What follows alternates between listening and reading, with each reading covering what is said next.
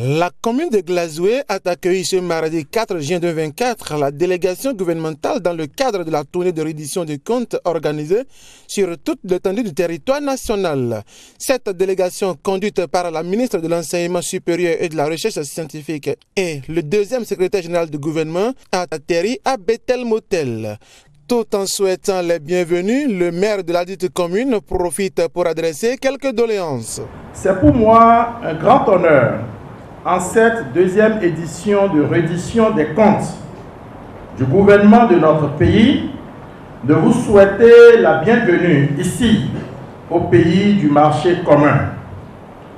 C'est un honneur encore supplémentaire de m'unir aux forces vives de la commune de Glazoué pour dire un vibrant merci au chef du gouvernement.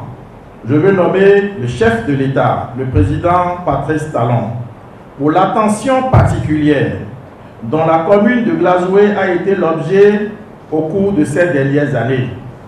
Mesdames et messieurs, chère population de Glazoué, en cette occasion solennelle, il me revient l'impérieuse responsabilité de vous rappeler quelques initiatives et autres actions fortes entreprises sous le leadership éclairé de son Excellence le Président Patrice Talon au profit de la commune de Glazoué et pour le bien-être de tous à travers notamment la mise en œuvre efficace de programmes innovants dans différents secteurs clés que sont la gouvernance locale, l'eau, l'hygiène et l'assainissement, les pistes rurales et le transport, l'environnement et les ressources naturelles, les infrastructures marchandes, la santé, l'agriculture et l'élevage, l'éducation et l'alphabétisation, l'état civil, la sécurité, le numérique et la digitalisation, la jeunesse et les loisirs. En effet, au cours de ces dernières années, plusieurs actions, grâce au très précieux appui du gouvernement, ont été entamées et achevées, ou sont en cours d'exécution dans notre commune et dans tous les secteurs. Mesdames et messieurs et chères populations, malgré les nombreux efforts fournis à travers les différents secteurs de développement que je viens de citer, il reste encore des choses à faire ou à parfaire. En reconnaissant ici la contribution combien importante du gouvernement de notre pays, je me permets de réitérer certaines doléances dont la prise en compte permettra davantage de mieux administrer nos populations. Il s'agit en l'occurrence de la faible couverture en réseau mobile de certaines localités de notre commune qu'il faille améliorer.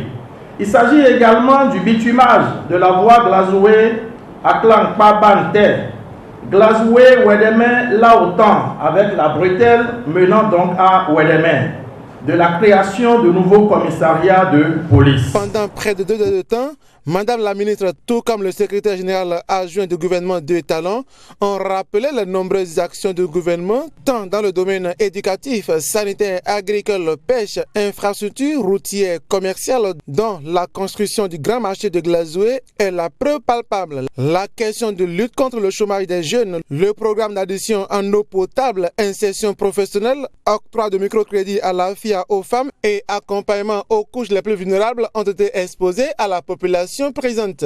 Les autorités politico-administratives, la population sortie massivement pour être témoin de cette séance de reddition des comptes, saluent l'initiative. Au plan sportif, il était important de faire des précisions. Et Glazoué dispose de sa classe sportive.